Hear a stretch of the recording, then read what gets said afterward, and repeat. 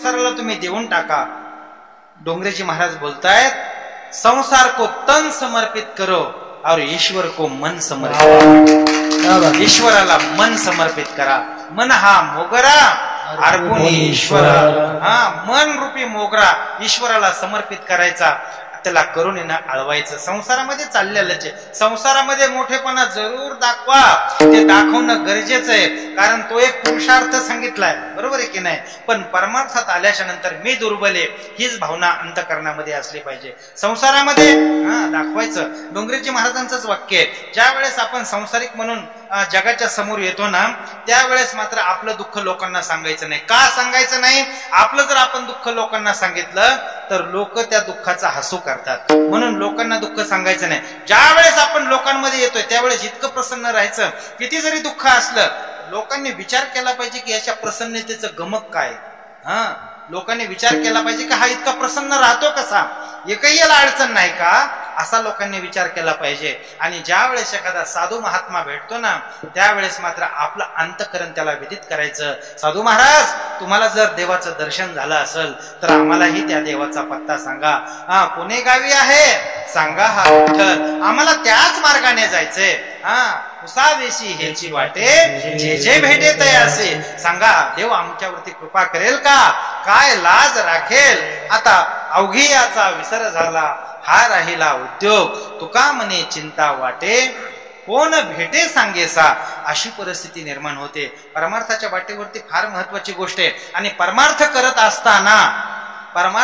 असताना ह्या जर गोष्टी आपल्या अंतःकरणामध्ये प्रविष्ट झाल्या नाही तर आपला परमार्थ व्यर्थ चाललेला आहे असा त्याचा अर्थ होतो. कधीतरी त्याच्यासाठी अश्रू ढाळले पाहिजेत, कधीतरी त्याच्यासाठी शरणागती केली पाहिजे, कधीतरी त्याला आपलं म्हटलं पाहिजे, कधी आपण त्याला त्याचं म्हटलं पाहिजे. ह्या सर्व गोष्टी परमार्थामध्ये घडतात. तुम्हाला महत्वाचा प्रसंग सांगू का? हे फार काही माणसं परमार्थात असून सुद्धा त्यांना ओलावा तयार होत नाही. आणि जे माणसं परमार्थापासून फार दूर आहेत अशा लोकांच्या अंतःकरणामध्ये एक विशिष्ट ओलावा तयार होतो. त्याचं कारण काय? बऱ्याच वेळा असं असतं बघा, त्या संगतीवर अवलंबून असतं, आपल्या अंतःकरणाच्या स्थितीवर अवलंबून असतं.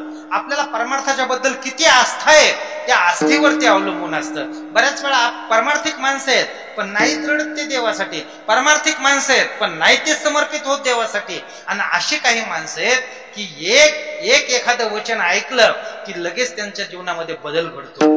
तुका म्हणे कानी ऐकली मात, तोची झाला घात जीवपणा.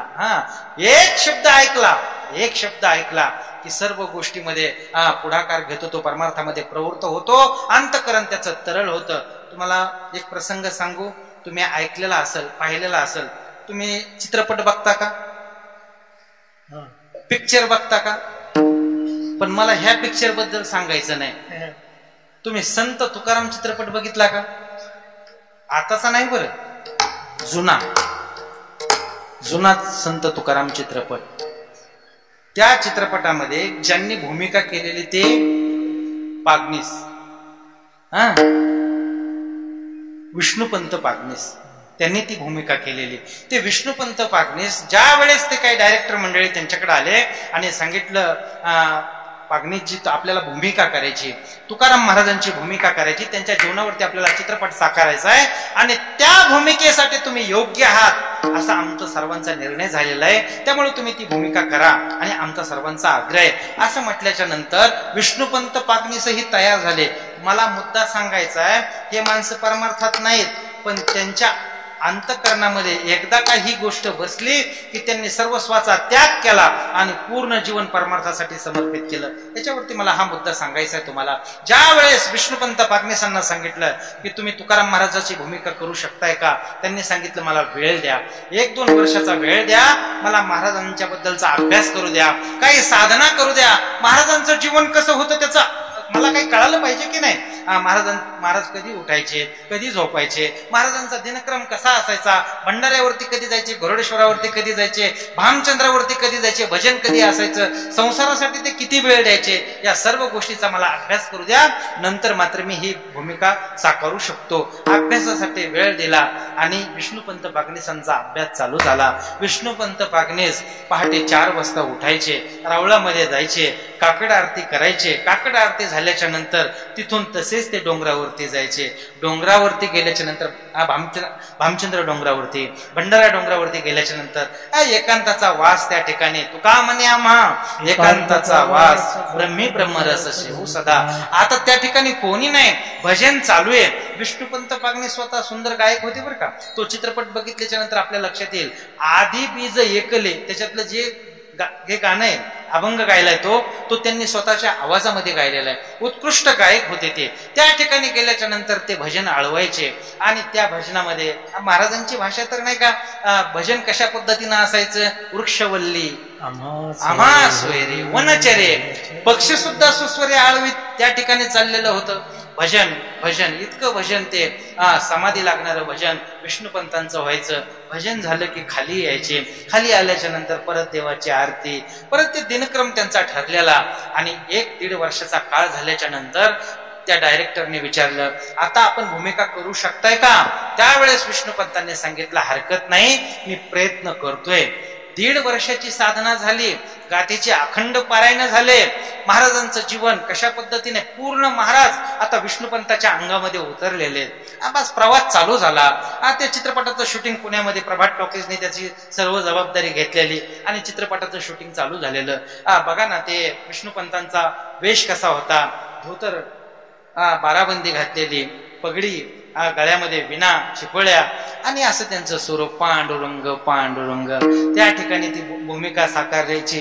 आज जरासं ते 10-15-20 मिनिटाचा ब्रेक असायचा. शूटिंग झाल्याच्या नंतर थोडं बाहेर यायचे विष्णुपंत चहा पाण्यासाठी, पण ते ड्रेस उतरणं आणि चढवणं जरा अवघड असायचं. त्याच्यामुळे तो आहे तसाच ड्रेस ते ठेवायचे. आणि बाहेर आल्याच्या नंतर त्या विष्णुपंताचं दर्शन घेण्यासाठी रांग लागायची. अरे, तुकाराम महाराजांचं स्वरूप आहे. प्रत्यक्ष तुकाराम महाराज दिसत आहेत. बघा ना, महाराजच परत प्रकट झाले की काय, असा लोकांचा भाव.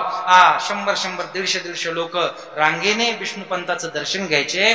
त्यावेळेस त्या विष्णुपंताच्या डोळ्यामध्ये घळा घळा घळा अश्रू व्हायचे. अरे, आतापर्यंत आपण इतक्या भूमिका केल्या, पण कोणी चुकूनही आपल्याला विचारलं नाही. जगद्गुरु महाराजांची फक्त आपण भूमिका करतोय, नाटक करतोय. प्रत्यक्ष जगद्गुरु महाराजांचा एकही अंश आपल्या अंतःकरणामध्ये उतरलेला नाही. आपलं हे नाटक चालू आहे. आणि नाटक करत असताना सुद्धा किती लोक दर्शन घेत आहेत. सश्रद्ध अंतःकरणाने लोक आपल्या जवळ येतात काय, दर्शन घेतात काय, प्रत्यक्ष तुकाराम महाराज आपल्याला समजतात काय, काय या लोकांची भावना आणि घळाघळा अश्रू. आतापर्यंत मी खूप भूमिका केल्या, पण एकाही भूमिकेसाठी लोकांनी माझं दर्शन घेतलं नाही, आत्मा कौतुकाची थाप मारली नाही. पण आज हे लोक येत आहेत, कौतुकानं माझ्याबद्दल बोलतायत. आता मात्र अंतःकरणाचं परिवर्तन झालं. चित्रपटाचं शूटिंग पूर्ण झालं.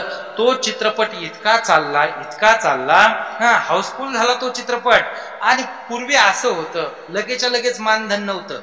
चित्रपट झाल्याच्या नंतर, तो चालल्याच्या नंतर त्याच्या गल्ल्यावरती ते मानधन अवलंबून असायचं.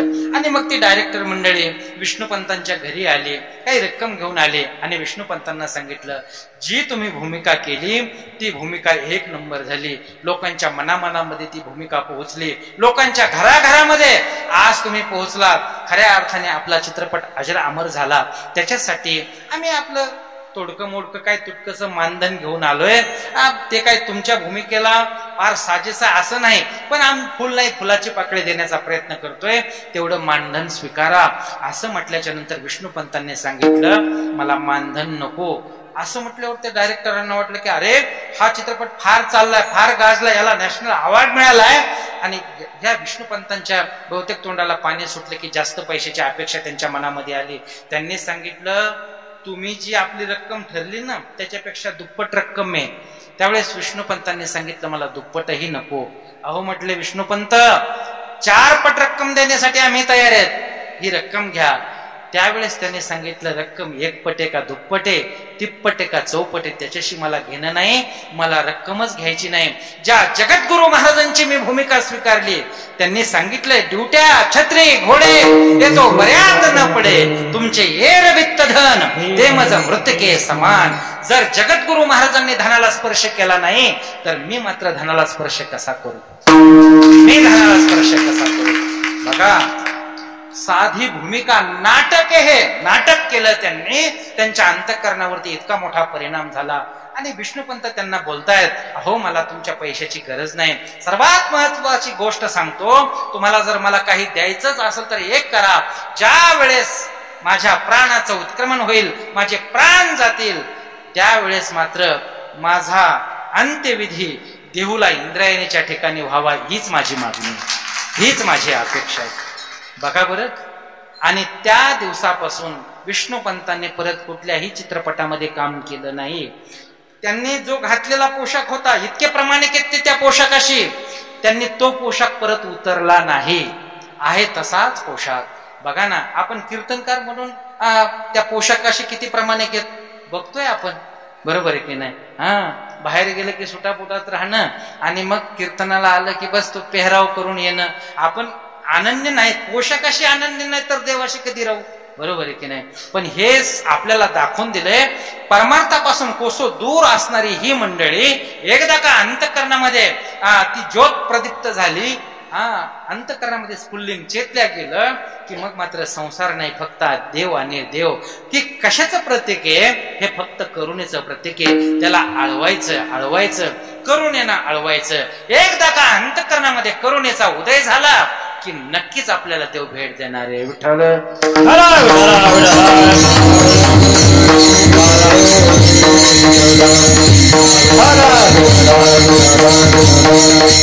देवाला बोलायचं, संतांना बोलायचं, अहो तुमच्या अंगामध्ये बळ होतं म्हणून तुम्ही तिथपर्यंत गेला, आमच्या अंगामध्ये बळ नाही, आम्ही सामान्य आहोत. काय करायला पाहिजे? फक्त करुणा भाकायला पाहिजे, करुणेनं त्या देवाला आळवायला पाहिजे. अभंगाचं दुसरं चरण. आम्ही देवा शक्ती, आम्ही देवा शक्ती, आम्ही देवा शक्ती, आम्ही देवा शक्ती,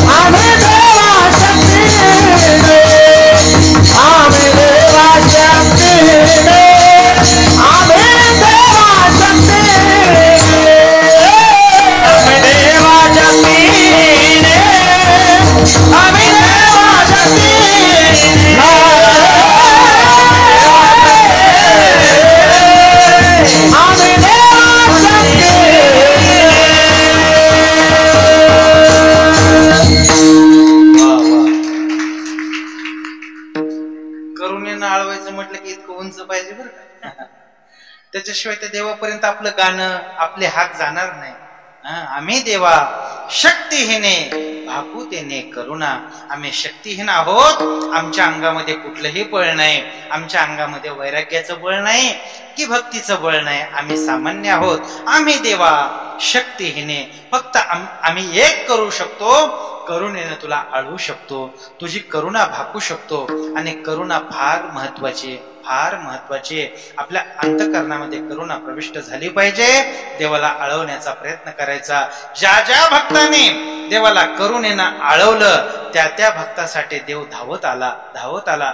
गजेंद्राचा धावा बरोबर करुणेनं आळवलं. कृपाळू भक्ताला देव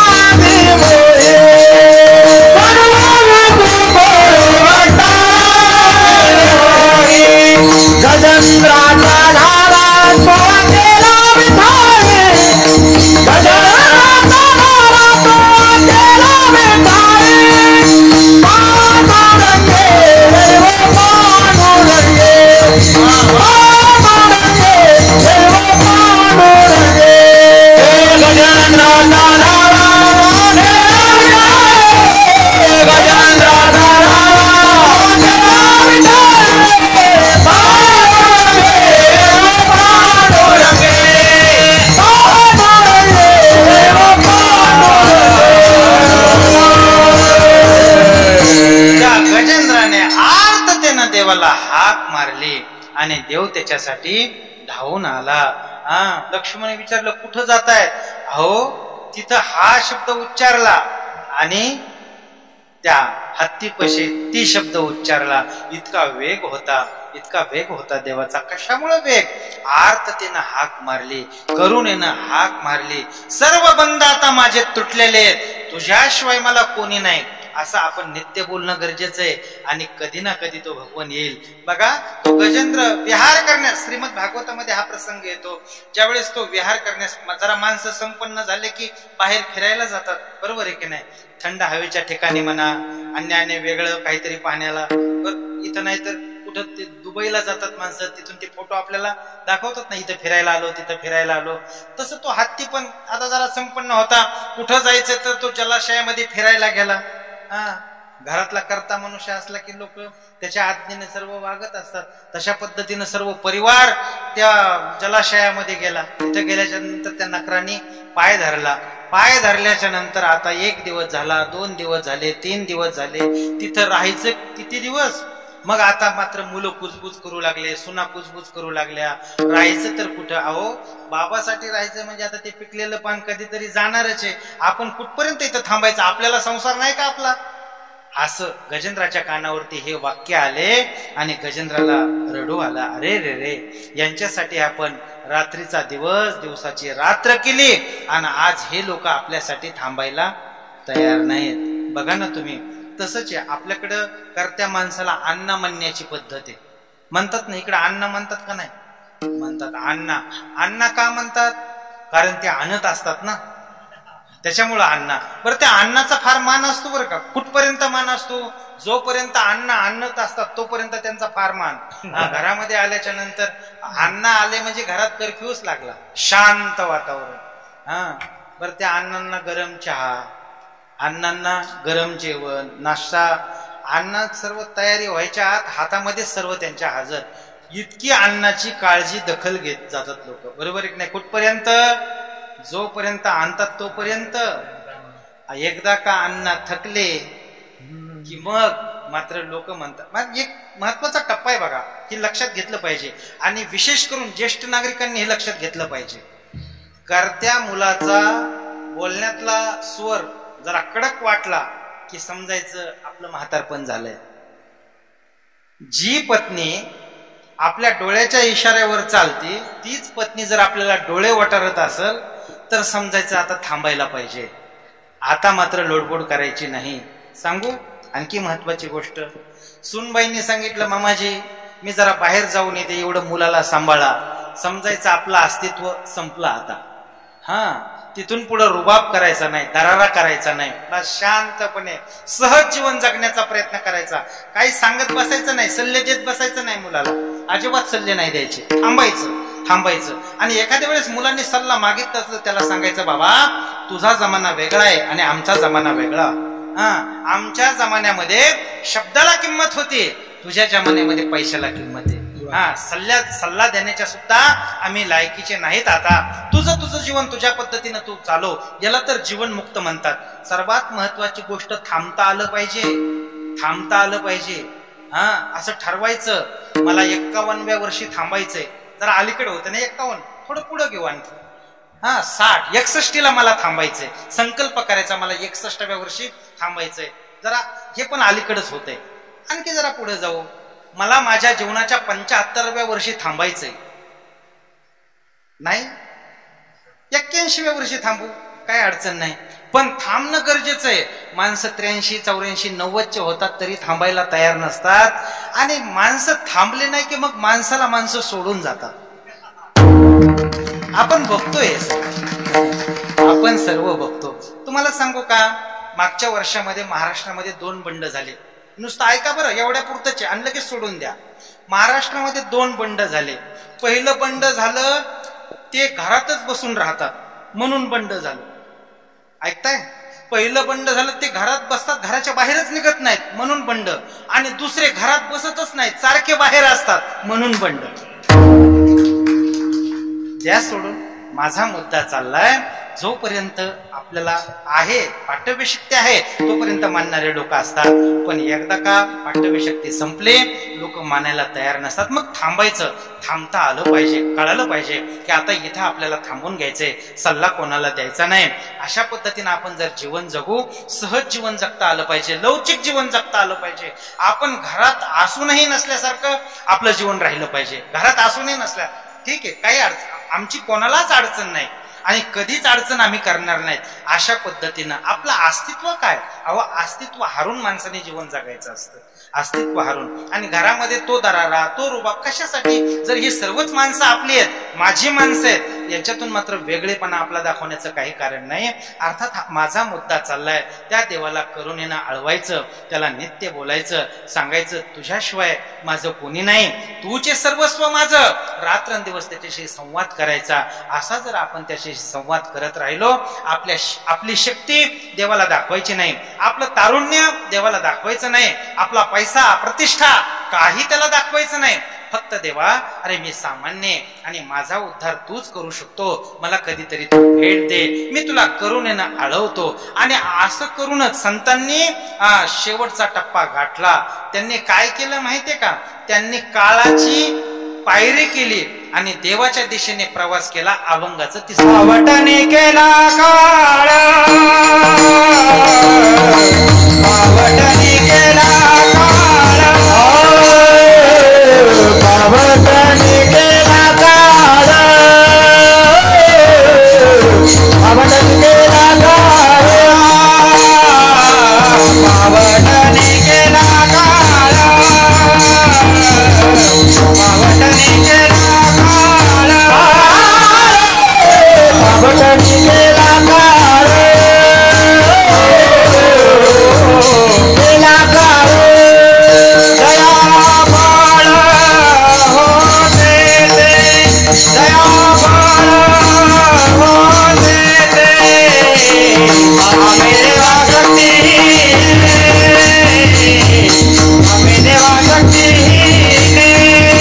दया होते तेरा,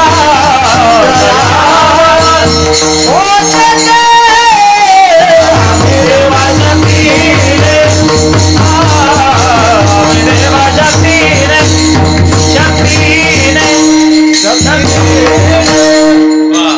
पावटने केला काळ, जया बळ होते ते. अंगामध्ये बळ होत, त्यांनी काळाची पायरी केली आणि काळाच्या माथ्यावरती पाय देऊन ते वरती गेले. बघा ना तुम्ही, ज्या लोकांनी परमार्थासाठी प्रयत्न केले, परमार्थामध्ये उत्कर्ष साधण्याचा प्रयत्न केला, शेवट त्यांचा चांगला झाला, शेवट त्यांचा गोड झाला, भला झाला. शेवट चांगला व्हावा याच्यासाठी प्रयत्न करणं गरजेचं आहे. संसाराच्या उत्कर्षासाठी आपण रात्रंदिवस प्रयत्न करतोय, पण त्या संसारामध्ये कधी सफलता मिळत नाही. आपण जीवन जगतोय, कोणासाठी जगतोय? आपल्या पुढच्या पिढीसाठी जीवन जगतोय, आपल्या पुढच्या पिढीचा आपण उत्कर्ष साधण्याचा प्रयत्न करतोय, रात्रंदिवस आपण त्यांच्यासाठी काम करतोय. पण एक महत्वाची गोष्ट सांगू का तुम्हाला? संसारामध्ये कधीही सुखाचं बिल फाडल्या जात नाही. ऐकताय तुम्ही? संसारामध्ये कधीही प्रेमाचा परतावा मिळत नाही. प्रेम प्रवाहित आहे. आपण आपल्या मुलावरती प्रेम करतोय, पण त्याच्याकडून अपेक्षा करायची नाही की त्यांनी माझ्यावरती प्रेम करावं, बरं का? आपल्या आनंदासाठी त्याच्यावरती प्रेम करायचे. कारण प्रेम परत येणारं नसतं, माघारी फिरणारं नसतं. आपण जर आपल्या मुलावरती प्रेम करत असू तर त्याचं प्रेम त्याच्या मुलावरती असणार आहे, हा जगाचा नियम आहे. म्हणून त्याच्याकडून प्रेमाची कधी अपेक्षा करायची नाही. संसाराचा उत्कर्ष करण्याच्या नादामध्ये परमार्थाला तिलांजली द्यायची नाही. परमार्थ करायचा आहे, मुख्य ध्येय परमार्थ, मुख्य प्रयोजन परमार्थ आणि अवांतर प्रयोजन संसार, अवांतर प्रयोजन संसार असं असलं पाहिजे. पण काही माणसं संसारालाच मुख्य प्रयोजन समजतात आणि संसारासाठी रात्रंदिवस प्रयत्न करतात. बघा, फार महत्वाची गोष्ट सांगणार आहे तुम्हाला, अति महत्वाची. कीर्तनामध्ये वास्तव बोलायचं असतं. काल्पनिक गोष्टी कीर्तनात, त्या काल्पनिक गोष्टीला थारा नाही, वास्तव बोलायचं. सांगू तुम्हाला, राळेगण सिद्धी सर्वांना माहिती, आपल्या अण्णा हजारेंचं गाव राळेगण सिद्धी. त्या ठिकाणी एक श्रीनिवास काका म्हणून होते, मध्यमवर्गीय कुटुंबातले, पण एक ध्येयाने ते प्रेरित झालेले होते की माझ्या मुलाला मला मोठं करायचंय, त्यांना शिकवायचंय, त्यांना कोणाच्याही दारात उभं राहून पैसे मागता नाही आले पाहिजे, ते स्वतंत्र झाले पाहिजेत, कोणाकडे त्यांनी याचना केली नाही पाहिजे, इतकं त्यांना सक्षम बनवायचे. आणि त्यासाठी त्यांनी पावलं उचलले.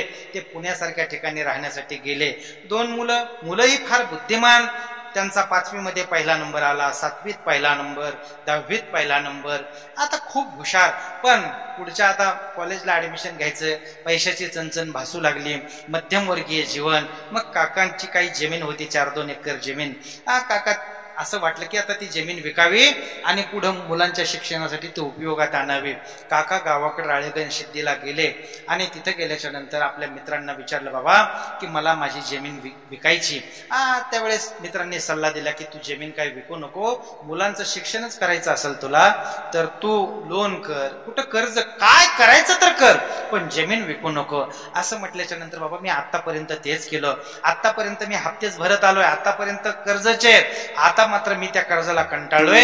आता मुलांचं तर शिक्षण करायचंय, त्यांना मोठ्या हुद्द्यापर्यंत नेऊन पोहोचायचंय, त्यांना चांगल्या पगाराची नोकरी मिळाली पाहिजे, त्यांचा उत्कर्ष साधला पाहिजे, याच्यासाठी म्हणून मला हे सर्व करायचंय. जमीन विकली काकांनी आणि काही जे पैसे मिळाले, पुढचं ऍडमिशन झालं. मुलं अत्यंत हुशार होते, IT मध्ये त्यांचा नंबर लागला, आणखी त्या ठिकाणी चांगल्या पगाराची नोकरी मिळाली, पॅकेज मिळालं. पण त्या ठिकाणी मुलांचं मन रमायला तयार नाही. त्यांना आता आणखी लालसा लागलेली, मोठ्या पगाराची, मोठ्या पैशाची. बस ठरवलं, हुशार होते, बुद्धिमान होते, अमेरिकेसारख्या ठिकाणी त्यांना जॉब मिळाला आणि त्या ठिकाणी आता ते नोकरी करू लागले, स्थिर झाले. आता दोघंही मुलांचं लग्न झालं. एक दिवस सांगितलं, काका आता आपण इथं राहण्यापेक्षा तुम्ही आमच्या जवळ राहा, आतापर्यंत तुम्ही फार आमच्यासाठी कष्ट केले, त्रास भोगला, आता मात्र आपले सुखात दिवस जाणार आहेत, तुम्ही माझ्यासोबत चला. असं मोठ्या मुलाने सांगितल्याच्या नंतर काका आणि काकी दोघंही अमेरिकेला गेले. त्या ठिकाणी 4-6 महिन्याचा काळ एकदम व्यवस्थित चाललं. पण तुम्हाला सांगू का, नवीन विचाराचं आणि जुन्या विचाराचं कुठंच जमत नाही. मग ते गरिबाचं घर असू द्या, नाही तर श्रीमंताचं घर असू द्या, नवीन विचार आणि जुने विचार याचं कधी जुळतच नाही. आणि तेच झालं काकाच्या घरामध्ये. बस काकीने एक दिवस काकांना बोलवलं आणि सांगितलं, कुठपर्यंत राहायचंय आता, आपण आपलं भारतामध्ये जाऊ, मुलांच्या संसारामध्ये लोडगोड नको करायला, त्यांना संसार आनंदाने करू द्या, आपण त्या ठिकाणी व्यवस्थित राहू. असं म्हटल्याच्या नंतर काका बुद्धिमान होते. काकांच्या लक्षात आलं, अरे गड्या ही फार स्वाभिमानी आहे आणि हिच्या स्वाभिमानाला ठेच लागली, त्यामुळेच ही भारतात जाण्याची भाषा करते, काही हरकत नाही. मुलाला बोलून घेतलं आणि सांगितलं, बाळांनो 4-6 महिन्याचा काळ फार आनंदात गेला, बस आता या ठिकाणी आम्हाला काही करमत नाही, या ठिकाणी कोण मित्र नाहीत, अरे या ठिकाणी काही भजन नाही, कीर्तन नाही, जेणेकरून आम्हाला तिथं जाता येईल, प्रार्थना स्थळ नाही. आता मात्र आम्ही भारतामध्ये जातो, त्या ठिकाणी आमचे मित्र आहेत, आमची माती, आमची माणसं, आम्ही त्या ठिकाणी रमून जातो, आता भारतात जाणं गरजेचं आहे. असं म्हटल्याच्या नंतर मुलांनी लगेच होकार दिला आणि काका भारतामध्ये आले. काका आणि काकी एक विचार करत होते, ज्यांच्यासाठी आपण आयुष्य वेचलं, ज्यांच्यासाठी आपण आयुष्य खर्ची घातलं, आपण नुसता विचार बोलून दाखवला की बाबा इथं काय आम्हाला करमत नाही, आम्हाला भारतात जायचंय, तर मुलांनी ब्रशब्दाने सुद्धा आपल्याला थांबण्यासाठी प्रयत्न केले नाही की तुम्ही थांबा, या ठिकाणी एखादं प्रार्थना स्थळ शोधू, त्या ठिकाणी तुम्ही जा, नवीन लोकांशी मैत्री करा, असा कुठलाही सल्ला मुलांनी दिला नाही. आपण म्हटलं जायचं की त्यांनी लगेच सांगितलं, काही हरकत नाही, जा. किती मुलं कृतज्ञ आहेत. असा सारखा विचार करत करत आता मात्र ते भारतामध्ये आले. पुण्यासारख्या ठिकाणी राहतात, फ्लॅटमध्ये, बस एकाएकी जीवन आहे, रोजचा तोच विचार. बघा बरं, माणसं ज्यावेळेस विचार जास्त होतो आणि शारीरिक शक्ती कमी होते, त्यावेळेस एखादी व्याधी जडल्या जाते. आणि तेच झालं, काकी सारखा विचार करतात. एक दिवस मात्र नियतीनं काय वाढून ठेवलेलं पुढं अजिबात लक्षात आलं नाही आणि त्या दिवशी काकींना त्या विचाराच्या योगे पॅरालिसचा अटॅक आला. काकीचं अर्धांग गेलं, अर्धांग वायू झाला, वाचा गेली आणि आता उठलं की काकांना एकच काम आहे, त्या काकींची सेवा करणं. सकाळी 6 वाजता उठायचं, काकीच्या त्या अंगाला मालिश करायचं, तिची आंघोळ असेल, तिचा नाश्ता असेल, गोळ्या असतील, बस दिवस कधी उगवायचा आणि कधी मावळायचा कळत सुद्धा नव्हतं. काकीच्या सेवेमध्ये सर्व आयुष्य 6 महिन्याचा काळ निघून गेला. एक दिवस काकांनी काकीचा हात हातामध्ये घेतला आणि बोलू लागले. जेवणाची तयारी करून ठेवलेले, जेवण तयार केले, ताट वाढून ठेवले, पण काहीतरी बोलावं. आता काय बोलणार, तिला तर बोलता येत नाही, तिचा हात हातात घेतला आणि काका काहीतरी तिच्याशी संवाद करू लागले, बोलू लागले काका काकीला, अरे ज्या वेळेस तू माझ्यासोबत लग्न केलं, लग्न करून तू आमच्या घरी आली, त्या दिवसापासून सुख नावाची गोष्ट आपण विसरून गेलो. आपल्या घरामध्ये कधी आपण आनंदी राहिलो नाही. एकच ध्येयाने आपण पछाडलं होतं की मुलांचं शिक्षण करायचं, मुलांना मोठं करायचं, खूप शिकवायचं, मुलांना कोणाच्याही समोर हात पसरण्याची वेळ आली नाही पाहिजे, या उद्देशाने आपण एक ध्येय घेऊन निघालो. आणि दुसरी गोष्ट आपल्याला काही करता आली नाही. कधी कोणाच्या आनंदामध्ये सहभागी होता आलं नाही, कधी कोणाच्या लग्नाला जाता आलं नाही, कधी कोणाकडं नाही जाता आलं, पाहुण्यांकडं 2 दिवस राहायचं म्हटलं नाही, मुलांचं शिक्षण चालू, कधी वारी केली नाही, कधी पंढरीला नाही, कधी आळंदीला नाही, कधी गावच्या सप्त्यामध्ये सहभागी नाहीत, कधी अन्नदान नाही, कधी कुठली सेवा नाही. आपलं जीवन व्यर्थ गेलं. आता आयुष्याची संध्याकाळ झाली आणि आता हे काय देवाने वाढून ठेवलं. आता दोघंही मात्र रडले, त्या दिवशी खूप रडले. काकींनाही तेच बोलायचं होतं पण वाचा नव्हती. नेत्राद्वारे सर्व काकी बोलत होत्या, अहो तुम्हाला मी साथ दिली आतापर्यंत, पण आता दुर्दैवी प्रसंग ओढवला. खरं तर मी तुमची सेवा करण्यासाठी तंदुरुस्त राहायला पाहिजे होते, पण घडलं उलट की मला तुम्हाला माझी सेवा करावी लागते. किती मी दुर्दैवी आहे. असं डोळ्यामध्ये अश्रू दाटलेले, रडतायत दोघं. त्या दिवशी मात्र दोघांनीही जेवण घेतलं नाही, ताट सारलं आणि तसेच झोपी गेले. बघा बरं नियतीचा किती दुर्दैवी खेळ असतो. त्या रात्री 2 वाजता काकांना तीव्र अटॅक आला आणि काका जाग्यावरती गेले. विचाराचं परिमार्जन असं होतं, सकाळी 6 वाजता काकी उठल्या. आणखी का उठले नाहीत? 6 वाजले, 7 वाजले, माझी जेवणाची नाश्त्याची वेळ झाली, गोळ्या खायच्यात मला, आणखी का उठत नाहीत? आवाज तर द्यायला वाचा गेलेली. खरकत खरकत तिथपर्यंत गेल्या. तोंडावरचं चादर काढलं, पाहतायत तर काका गेले. काय बोलणार कोणाला? कोणी नाही जवळ. दुःख व्यक्त करण्यासाठी सुद्धा कोणी नाही जवळ. बस खरकत खरकत बाहेरच्या खोलीमध्ये फोन होता, तिथं आल्या काकी. कशा बशा त्या भिंतीला धरलं, उभं राहिल्या. तो फोन घेतला, खाली वॉचमॅनला लावला. आवाज येत नाही. बहुतेक यांच्याच फ्लॅट मधून हा फोन असावा म्हणून तो वॉचमॅन निघाला. फोन खाली ठेवणार काकी, तेवढ्यात तोल गेला, मस्तक भिंतीला आदळलं आणि काकी त्याच ठिकाणी निश्चित पडल्या रक्ताच्या थारोळ्यामध्ये. काकी ही जागेवरती गेल्या. तो वॉचमॅन वरती आलाय, दार वाजवतोय, आवाज द्यायला कोणी तयार नाही. त्याने दार तोडलं, आतमध्ये आला. पाहतो तर काकी रक्ताच्या थारोळ्यामध्ये. परत आणखी आतल्या रूम मध्ये गेला, पाहतोय तर काका गेलेले. आता काय करायचं? खाली सोसायटीतल्या लोकांना कळवलं, गावातल्या लोकांना कळवलं, सर्व आले. काही मित्र आले, त्यांनी सांगितलं अरे मुलांना कळवणं गरजेचं आहे. काकाची मळालेली डायरी घेतली, त्याच्यातून तो नंबर काढला आणि मुलाला फोन लावला. मुलाला फोन लावल्याच्या नंतर त्यांनी सांगितलं, बाबा आज दुर्दैवी प्रसंग ओढवला, तुमच्या आई आणि बाबा दोघेही आज गेलेत, तुम्हाला येणं अगत्य आहे, तुम्ही या, तुम्ही आल्याशिवाय अंत्ययात्रा होणार नाही. असं बोलल्याच्या नंतर तिकडून मोठा मुलगा सांगतो, तुम्ही तुमच्या पद्धतीनं अंत्ययात्रा उरकून घ्या, आम्हाला येण्यासाठी वेळ नाही. बघा ज्यांच्यासाठी आयुष्य खर्ची घातलं, आज तो मुलगा म्हणतो आम्हाला येण्यासाठी वेळ नाही. त्या दिवशीचा प्रसंग, गावातले लोक आलेले होते अंत्ययात्रेला, त्या दिवशी त्या सोसायटीतले लोक होते, मित्र परिवार होता, पण दुर्दैवी 2 खांदे त्या अंत्ययात्रेला लागले नाही. ज्यांच्यासाठी पूर्ण जीवन खर्ची घातलं ते 2 मुलं मात्र त्या अंत्ययात्रेला येऊ शकले नाही. तुम्हाला सांगू एक महत्वाची गोष्ट, फार महत्वाची गोष्ट सांगतो. ज्या संसारासाठी आपण उत्कर्ष साधावा म्हणून रात्रंदिवस प्रयत्न करतोय, एक गोष्ट लक्षात घेणं गरजेचं आहे.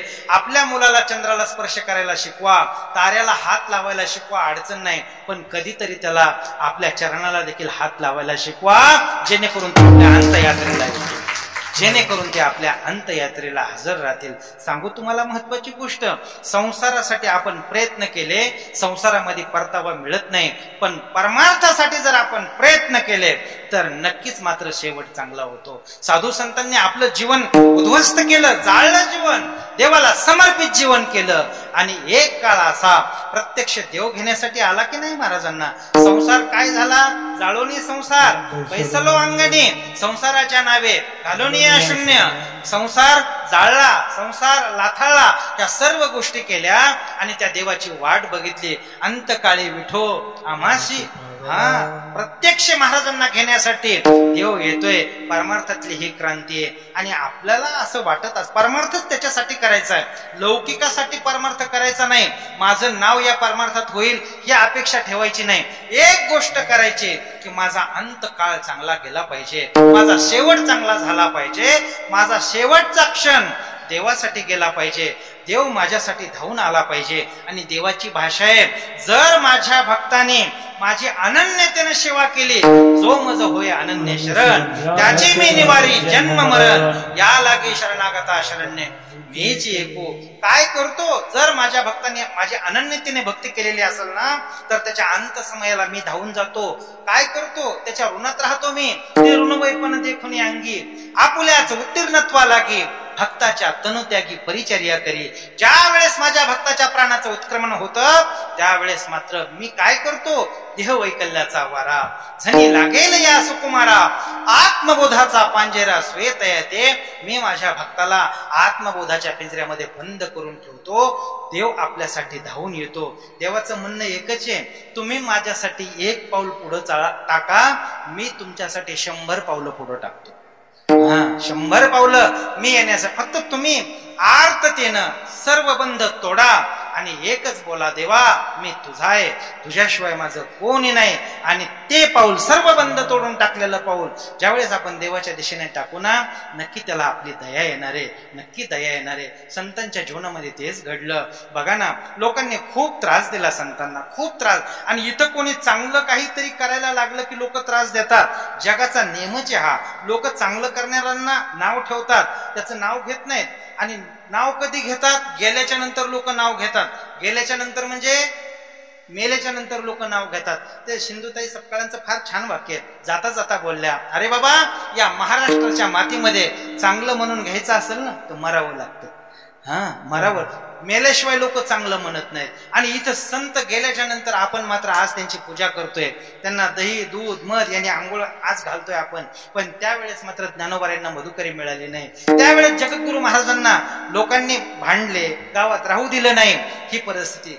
तुकाराम महाराजांचा रथ आमच्या दारातून यावा याच्यासाठी आज लिलाव बोलले जातात. ज्ञानोबारांच्या रथाला आमचे बैलजोडी असावेत याच्यासाठी लिलाव बोलले जातात. पण तुम्ही मला सांगा, हयातपणी त्या संतांना आपण कशा पद्धतीनं छेडलं? संतांचं संतपण आपल्या लक्षात आलं नाही. एकच करायचं, ते संत आहेत, त्यांनी ते सोसलं म्हणून ते संत झाले.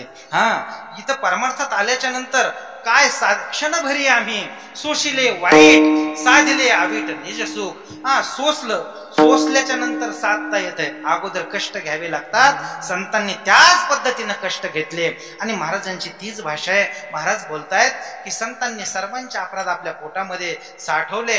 अर्थात त्यांनी कधी कोणालाही श्राप दिला नाही, कधी कोणावरती ते रागवले नाही. जे झालं हे सर्वसामान्य समाज, हा अज्ञानी समाज आहे, त्यांना कळालं नाही. बघा ना तुम्ही, ज्ञानोबारांची भाषा, ज्ञानोबारांना इतका त्रास दिला, पण जगासाठी ते खळाची व्यंकटी.